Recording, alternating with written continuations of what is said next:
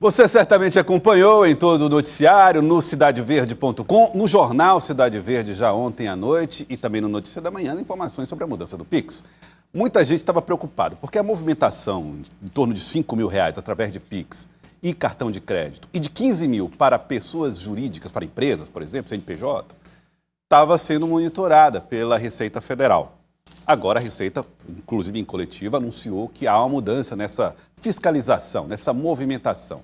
Muitas notícias se espalharam de que haveria a possibilidade de uma taxação futura e isso levou o governo a um recuo. O ministro da Fazenda, Fernando Haddad, falou a respeito desse assunto.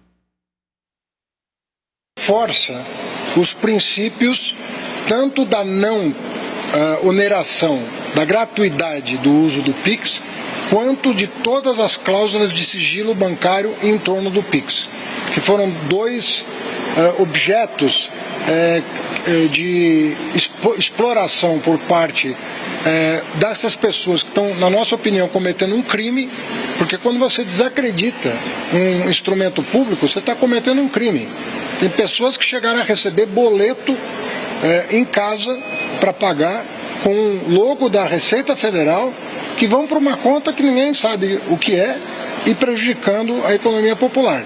Então a medida provisória reforça esses dois princípios e praticamente equipara o pagamento em Pix ao pagamento em dinheiro.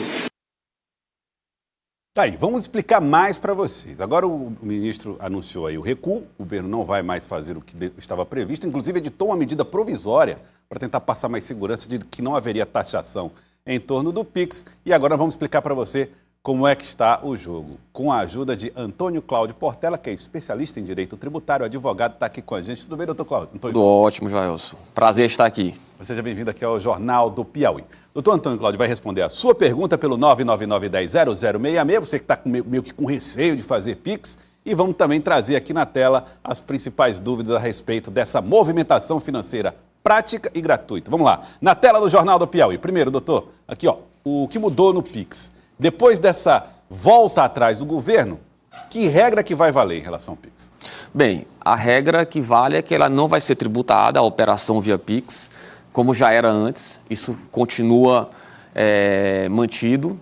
E, na verdade, em relação ao Pix, a questão da tributação, as pessoas ainda estão sujeitas a, eventualmente, pagar imposto de renda pelo que elas ganham via Pix. Isso não muda nem para trás e nem vai mudar para frente, porque tudo que nós ganhamos como renda, isso é tributado, inclusive via Pix, ou deve ser tributado via Pix. Mas mediante a minha declaração? Mediante a sua declaração, a declaração dos contribuintes, certo? Não é uma coisa automática vigiada? Não. O que nós temos que entender, Joelson, é que o Pix é uma movimentação financeira. Então, no passado existia o TED, o DOC e modernamente se evoluiu para o Pix, não é? E com grande alcance na população, tá? Agora, o que tem que ficar claro para a população de uma maneira geral é que, pela lei tributária, a renda que você ofere via Pix, ela é tributável. Claro que eu tenho que verificar as faixas de isenção, não é? Algo em torno... Quem ganha algo em torno de R$25 mil é isento do imposto de renda. Agora, o Pix é uma movimentação bancária. Quem recebe renda via Pix fica sujeito a essa incidência tributária. Então vamos ajudar a população a entender essa parte. Esse tributo que você está falando não é um tributo novo, é o imposto de renda. É o imposto de renda, exatamente. O imposto de renda lá atrás. Só que as pessoas, como não apresentavam na declaração, acabavam não pagando imposto por isso. Exatamente. Mas na prática, por exemplo, uma pessoa que ganha, R$5 mil, carteira assinada todo mês. Certo. E durante um mês ela faz um serviço e recebe 2 mil de Pix. Portanto, naquele mês ela ganhou 7 mil. Esse 2 mil a mais ela tem que declarar para a Receita. Teria que declarar. Teria que declarar porque é uma receita tributável, certo? Integra a base de cálculo do imposto de renda. Realmente, hoje a gente discute até uma situação um pouco peculiar, né? Porque nós estamos discutindo a legalidade de uma norma que realmente se insere dentro do ordenamento fiscal do brasileiro, não é? Então, a nossa discussão isso atinge o pequeno comerciante, aquele que presta serviço? Atinge, não é? Mas em tese, o discurso que está sendo pregado é para beneficiar aqueles que estão descumprindo a lei tributária. Não é? Então, não é que ele atinge agora, já era para estar atingindo. Já era para estar atingindo desde sempre. Desde sempre. Bom, vamos lá. Na tela do Jornal do Piauí, outra dúvida comum, o PIX vai ser taxado? Bom, depois disso, qual é a chance? Não. Qual é o papel da medida provisória nessa... Perfeito. A medida provisória, ela deixa claro que não vai ser criado um tributo sobre o PIX, certo? Ela equipara o PIX à movimentação em dinheiro, tá? E qualquer pretensão do governo realmente de tributar o PIX envolveria uma emenda constitucional, porque isso demandaria a recriação de um tributo sobre a movimentação financeira que não tem amparo constitucional. Então a medida provisória é como se o governo estivesse firmando um pacto com a população, de que não vai cobrar. Eu acredito o seguinte, eu acho que o governo, ele errou no começo, porque o governo não soube passar a ideia do que ele pretendia para a população, e acho que a medida provisória ela tem a intenção de encerrar o assunto nesse momento. Não quer dizer que esse assunto não venha novamente a surgir posteriormente, não é? Mas eu acredito que com a medida provisória não há dúvida alguma de que o PIX não vai sofrer tributação. Muito bem. Próxima dúvida muito comum aqui da nossa audiência. Você vai mandando a sua pelo 999-100066. Como se proteger do golpe da cobrança da taxa sobre o PIX? Atenção, o ministro fez esse alerta ontem durante a coletiva. Tem muita gente fazendo boleto falso com o timbre da Receita. Perfeito, Joel. Isso também é uma situação que beira o manicômio mesmo, né? Que é o que se diz do sistema fiscal brasileiro. Realmente, o seguinte, sobre a questão do golpe, eu acho até importante diferenciar uma coisa da outra, né? Todo o debate que foi feito pela imprensa, pelos políticos e, de uma maneira geral, pela população, é um debate importante. Uhum. Todo momento em que surge uma norma tributária, é importante que a população debata. Tá? Isso eu nem considero fake news, como algumas pessoas insistem em pontuar. Tá? Agora, claro, esse tipo de golpe, isso é crime, não é? Na verdade, isso não tem nada a ver até com a discussão em si. Criminosos estão se passando por servidores públicos para cobrar uma possível taxa sobre essa movimentação financeira. Como é que faz para não cair nisso? A Receita Federal, pelo que eu saiba, ela não manda esse tipo de documento para o contribuinte. Então, nós temos que ter cautela, não é? Chegou um documento por e-mail, por WhatsApp, alertar, estar alerta, não é? E procurar a Receita Federal para confirmar se o documento é verdadeiro ou não. De uma maneira geral, eu posso dizer a todos que estão nos vendo aqui, não há esse tipo de cobrança, não há essa forma de cobrança da Receita Federal por WhatsApp ou por e-mail, porque não é o padrão dela. Muito bem. Outra dúvida, temos mais um aqui, e daqui a pouco eu passo para dos nossos telespectadores. O PIX vai ser monitorado diariamente pela Receita? Com essa decisão, o que é que muda nessa forma de fiscalizar? Joelson, eu entendo, eu volto a dizer o que eu falei no começo, o PIX é uma movimentação financeira como outra qualquer. Então, teoricamente, os bancos eles já estão obrigados a informar para a Receita a movimentação bancária dos seus clientes, não é? E isso inclui o PIX. Eu até acredito que a norma da Receita Federal ela veio apenas atualizar, não é, a forma de fiscalização, incluindo o PIX. Né? Eu acho que o PIX já estava embutido na norma, só que agora veio, considerando o volume de transações via PIX, a norma deixa claro que o PIX estaria envolvido dentro desse volume de informações que os bancos teriam que repassar para a Receita Federal. Doutor Antônio Cláudio, se a pessoa vai fazer um saque gigante, tipo assim, a gente viu inclusive operações da polícia, o camarada faz um saque de 100 mil reais, aí o próprio banco alerta as autoridades para uma movimentação de saque. Existe um alerta de movimentação também via PIX de 700 mil reais? Isso acende algum tipo de alerta no sistema bancário? Olha, teoricamente, Joelson, movimentações até determinado valor, o COAF considera como movimentações atípicas. Vai depender, como é que eu posso dizer, da característica do contribuinte, não é? de quem está fazendo a movimentação. Salvo engano, o COAF, ele faz esse alerta de movimentações atípicas quando isso atinge um determinado valor, salvo engano 20 mil, movimentações em valores mais elevados. Então, você já acende um alerta e isso é feito pelo COAF. Inclusive, não só com movimentação em dinheiro em espécie, mas também com pagamentos via transações eletrônicas, via Pix. Muito bem, vamos lá, dúvidas, 999-10-0066. Marcelo, obrigado Marcelo pela sua audiência. Ele diz assim, Joelson, boa tarde. Como é que fica uma movimentação que eu costumo fazer, por exemplo, de tirar 3 mil de uma conta minha e mandar esses 3 mil para uma conta que também é minha em bancos diferentes?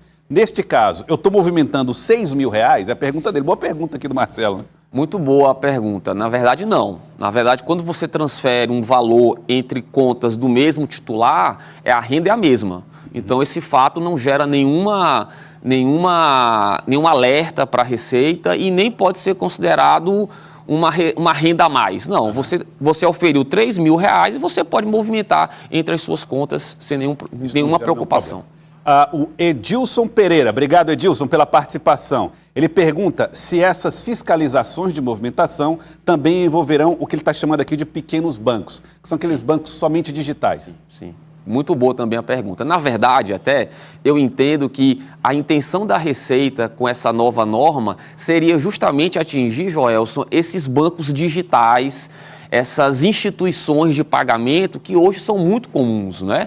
Hoje em dia, quem trabalha na informalidade, ela fatura através dessas instituições que, a priori, não estão sujeitas às normas anteriores da Receita Federal, não é? Então, por exemplo, na pandemia, muita gente passou a vender produtos naqueles mercados, aquelas varejistas, né, marketplaces, e essas empresas passaram a pagar para esses comerciantes. Então, a intenção da Receita, eu até acredito, foi focar muito nessas fintechs, nessas instituições de pagamento, naquelas maquininhas de cartão de crédito que atingiram um volume muito grande e, a priori, estão no limbo, né? Elas não precisam fazer essa informação para a Receita, né? Dúvida aqui da Rosinete. A Rosinete está fazendo uma pergunta. Obrigado, viu, Rosinete, pela audiência. Ela disse assim, vocês falaram sobre o Pix. E como fica a regra do cartão, que também estava incluído nessa movimentação? Tudo que foi dito aqui vale para o cartão? Vale para o cartão. Mas o cartão também, assim, as operadoras de cartão de crédito tradicionais, elas também já prestavam essas informações. A movimentação nos bancos tradicionais envolvendo esses cartões também já estavam incluídas. Por quê? Porque quando você paga um cartão, você está fazendo uma movimentação financeira, não é?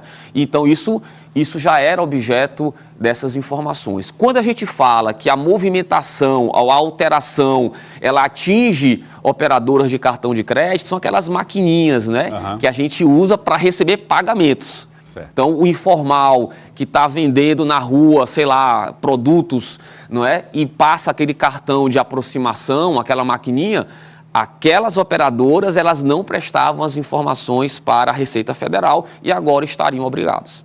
A Meire do Parque Universitário, obrigado Meire pela audiência, está perguntando como é que se faz para declarar à Receita Federal salário. A Receita Federal também precisa saber o quanto eu ganho quando eu tenho carteira assinada? Ela está perguntando.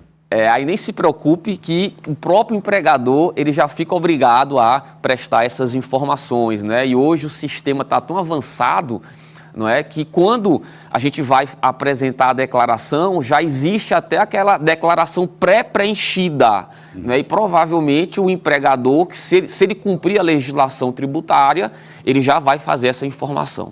Muito bem. Uma última pergunta, já é uma pergunta mais uma curiosidade que eu tenho. O governo está com uma situação de déficit, ou seja, ele gasta mais do que arrecada. Com essa medida, pessoas que deveriam declarar ou pagar imposto de renda devem continuar no universo sombrio da sonegação. Isso vai impactar em quanto a situação financeira do Brasil e qual é a gravidade nesse momento para o país? Olha, eu acho que quando o governo ele volta atrás na medida, ele mostra, de certa forma, uma leniência, na minha opinião, né? E sinaliza para a população um pouco o descaso, né, com a cobrança desses tributos, né? Eu vi um estudo, Joelson, que nós temos no Brasil cerca de 30 milhões de pessoas na informalidade, não é?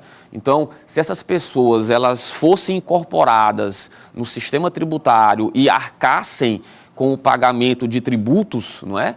Eu acredito que isso elevaria bastante a arrecadação fiscal no Brasil. Mas eu também vejo pelo outro lado, que é isso que eu acho que o governo e a sociedade deveria considerar. Eu acredito que quando a população ela bate o pé e rejeita, da forma como ela rejeitou as medidas adotadas quanto ao PIX, a população dá o sinal de que ela está esgotada de pagar tributos. E nós temos uma carga tributária muito elevada.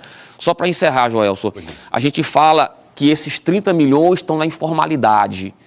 Mas mesmo na informalidade, eles sofrem os encargos tributários, né? Indiretamente, mas sofrem. Então, pelo consumo. Pelo consumo, isso. Naquele vídeo que o deputado publicou nas redes sociais, ele cita Nicolas. Ele cita bem o exemplo do motorista de Uber. Ele pode estar na informalidade, ele pode não estar informando o que ele fatura via Pix, deixa de pagar imposto de renda, mas ele tem o imposto sobre a compra do carro, sobre o combustível, sobre todos os aspectos. Então, o que eu acho que o discurso que nós temos que adotar e o debate que tem que ser feito é: o brasileiro está no limite da carga tributária e a população mostrou que não aguenta mais aumento. E é isso que nós temos que debater. Mesmo não pagando imposto de renda em dado momento, todo mundo está pagando de alguma maneira. Exatamente. É mais ou menos isso. Doutor Antônio Cláudio, muito obrigado pela participação aqui com a gente. Agradeço, muito bom recebê-lo, viu? Prazer enorme. Respondendo a pergunta nossa aqui dos nossos telespectadores do Jornal do Piauí no Povo Quer Saber. Obrigado a você que mandou mensagens pelo 999100066. Nunca dá para registrar todas, mas a gente vai registrando aquelas que mais respondem às dúvidas das pessoas que nos acompanham. Muito obrigado mesmo.